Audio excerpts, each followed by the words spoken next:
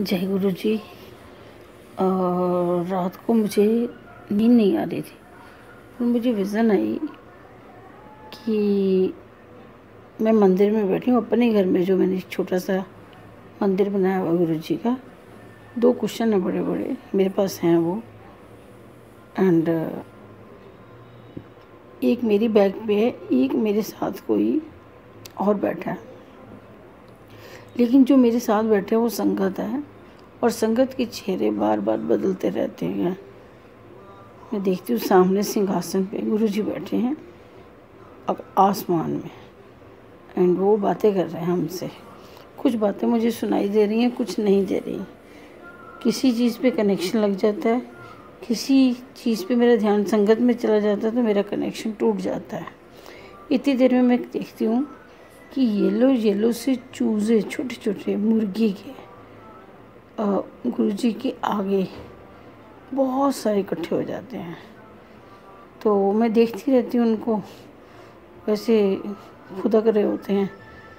तो सडनली गुरु जी कहते हैं, ये A to Z में जितने वर्ड्स हैं ना, शायद 26 वर्ड्स होते हैं, इनको बड़े होने में, ज़ेब्रा क्रॉस करने में 26 दिन लगेंगे या 26 हफ्ते, मुझे ये याद नहीं है। तो मैंने बोला अच्छा। उसके बाद ना हम सारे जने उठ के गुरुजी के साथ वृंदावन चले जाते हैं। जब हम वृंदावन जाते हैं तो वहाँ पर एक महाराज जी होते हैं, उनके थोड़े कर्ली से हेयर होते हैं, उनका बड़ा सा आश्रम होता है, एंड वहाँ पर होली का इनविटेशन होता है। तो मैं कहती हूँ कि अच्छा, होली का इनविटेशन आया तो हम वहाँ का क्या करने जा रहे हैं, कहना उनसे मिलने जा रहे हैं। तो मैं कहती हूँ ठीक है। हम आश्रम में जाते हैं, बड़ी चहल पहल होती है, बड़े रंग बिरंगे रंग उड़ रहे होते हैं, एंड और ये जो कृपालू जी महाराज थे शायद, ये वहाँ पर दोनों हाथ ऊपर करके जैसे आशीर्वाद देते हैं, गुरुजी ऐसे आशीर्वाद दे रहे हैं सबको कि रंग बिरंगे रंगों में रंगे रहो। तो मैं बोलती हूँ हाँ, उस दिन मैंने रंग बिरंगी बर्ड में ग्रीन कलर देखा था, आज ये येलो कलर की चूज़े देख रही हूँ। तो कहते हैं हाँ, ये ज़िंदगी के रंग है ना, जो पक्षियों में भी होते हैं और असल में भी होते हैं। तो मैं कहती हूँ अच्छा ठीक है। फिर वहाँ मीटिंग होती है, होली खेलते हैं, बात करते हैं सारे लोग, पूरे महल में सजावट होती है। लेकिन सारी सजावट रंगों और बैलून्स की, पिचकारियाँ ऐसे चल रही होती हैं, ये सब मैं देखती रहती हूँ, बहुत अच्छा लगता है। पूरा त्यौहार मनाने के बाद हम वापस आते हैं, संगत अपने अपने घर। संगत वही है जो मेरे साथ रेगुलर बैठती है या जिन्हें मैं याद करती रहती हूँ। मैं जब भी किसी संगत को याद करती हूँ वो मेरे सामने आके बैठ जाता है और गुरुजी हम सबको कुछ ना कुछ बताते रहते हैं। तो वो कहते हैं कि साथ रहना बड़ा ज़रूरी है। साथ रहने से, अच्छा साथ हो तो अच्छी अच्छी बातें सुनोगे, बुरा साथ हो तो बुरी बुरी बातें सुनोगे। तो वैसे भी होली के दिनों में सब कुछ दहन कर देता हूँ। तो मैं कहती हूँ हाँ जी, होली का दहन का मतलब ही यही होता है कि जो भी उल्टी सीधी नेगेटिविटी है, परेशानी है, उसे ख़त्म कर दो, ताकि नए रंग जो मिले हैं उसको सारी ज़िंदगी इंजॉय करो। फिर जो हम नेगेटिविटी इकट्ठी कर लेते हैं, फिर वो दशहरे वाले दिन उसे जला देते हैं, फिर दोबारा से अच्छे दिन शुरू हो जाते हैं। फिर जो नेगेटिविटी इकट्ठी हो जाती है तो होली पे फिर दहन कर देते हैं। तो मैं कहती हूँ हाँ जी, बहुत अच्छा है गुरु जी।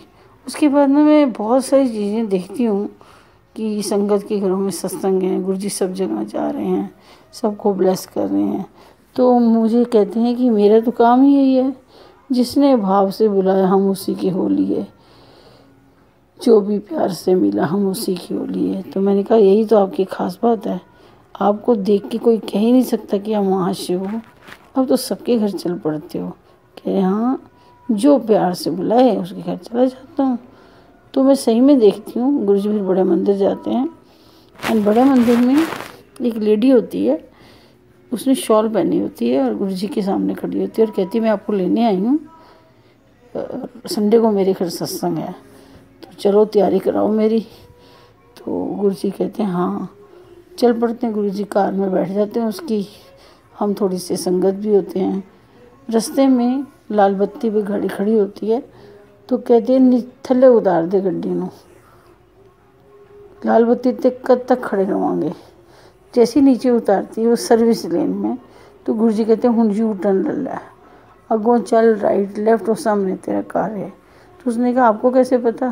कहने लै मैं ही तेरा जन्म लैके आया, मैनू ही नहीं पता। हुण अज मैं आया तेरे घर तो मैनू राह नहीं पता होएगा, मैं ही तेनों ले जा रहा। तो वो बड़ी खुश होती है कि अरे वाह मेरे घर सत्संग है और मैं गुरुजी को लेने और गुरुजी सचमुच मेरे साथ चल पड़े। तो कहते हैं बिना मेरे सत्संग थोड़ी हो सकता है, लेकिन पर सिर्फ फ़र्क इतना है कि मैं ब्लेसिंग्स देने आया हूँ कि नेगेटिविटी निकालने आऊँ। तुम्हारे लिए दोनों ज़रूरी है, पर नेगेटिविटी इकट्ठी करो ही ना, सिर्फ ब्लेस करूँ और आगे चलें। तभी तो कहते हैं सत्संग कराया तो ब्लेसिंग्स तो लो। नेगेटिविटी में अपना जो भी ब्लेसिंग उसे क्यों खर्च कर रहे हो? तो मुझे बुलाया ही तब करो जब तुम्हारी नेगेटिविटी दूर हो जाए। तो मैं कहती हूँ हाँ जी, आप आसान तरीके बताते हो, ये बिल्कुल सही बात है। जिस दिन सारे लोग घर के तैयार हों, पूरे दिल से सबको बुलाया जाए, मतलब गुरुजी को बुलाया जाए और पूरे रिश्तेदार संगत जिसको भी आपने बुलाना है दिल से बुलाना है, उसे सत्संग कहते हैं। अगर मजबूरी में किसी को बुलाना है तो गुरुजी खुद ही नहीं आएंगे, वो कहेंगे क्या करना मैंने आके, आधे मुझे मानते हैं आधे नहीं मानते हैं। हाँ, नई संगत इकट्ठी करना ये तो एक सेवा है, उसके लिए तो मेरी जान भी हाजिर है। जब ज़रूरत हो मुझे बुला लेना, मैं भरोसा दिलाने चल पड़ूँगा। तो मैं कहती हूँ थैंक यू गुरुजी, आपके अंग संग रहने का। आप इतनी अच्छी अच्छी बातें बताते हो और हमें क्या चाहिए। आप तो ये दिला ही देते हो एहसास कि मैं रब भी हूँ, मैं दोस्त भी हूँ और मैं तुम्हारा करता धरता भी हूँ। तभी तो अब मन करता सत्संग कराने को। कह रहे बस फिर खुद भी खुश रहो, दूसरों को भी खुश रहने दो। मैं तो खुश करने ही आया हूँ।